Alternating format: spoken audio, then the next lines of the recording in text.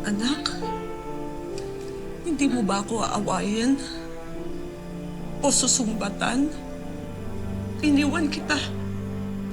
Napakalaki ng pagkukulang ko sa'yo. Ano gusto niyo po gawin ko? May sakit na kayo, tapos sisigawan ko pa kayo. Di po ako ganun pinalaki ng lola ko eh. Pero tama kayo. Malaki ang pagkukulang niyo sa akin. Lagi ko nga iniisip. Paano kaya kung hindi kayo naghiwalay ni Papa? Kung di niyo ako iniwan kay Lola. Siguro, nakapag-aral ako. Nakapagtapos ako. Nakakuha ako ng magandang trabaho. Buo pa rin yung pamilya ko. May nanay pa rin si Patrick. Hindi niya po kasi alam kung gaano kahirap nung dinanas ko. Para may raos na nung hirap na to.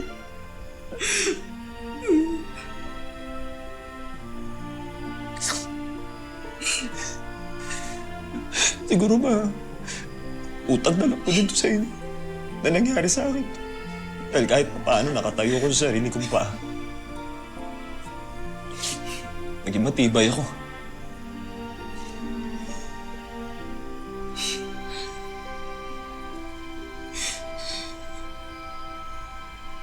Anak, patawanin mo ko.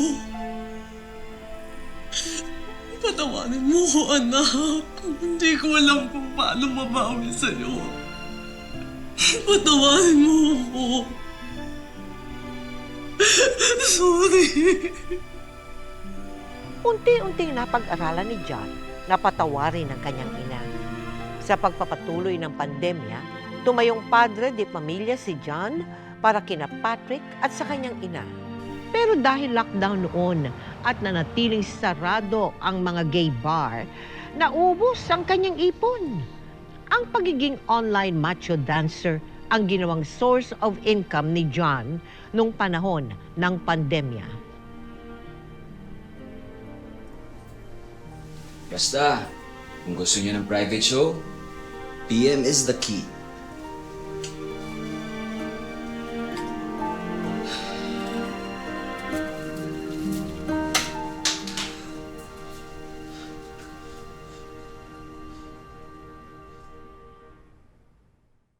Yung online dancing, online Online lang hindi po mo talaga. kilala yung mga Hindi po. customer mo.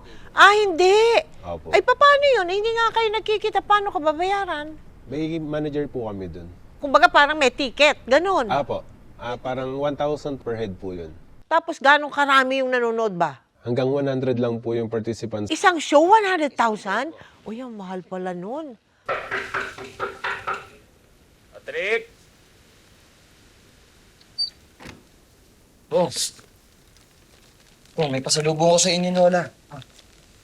Papa, si Lola. Si...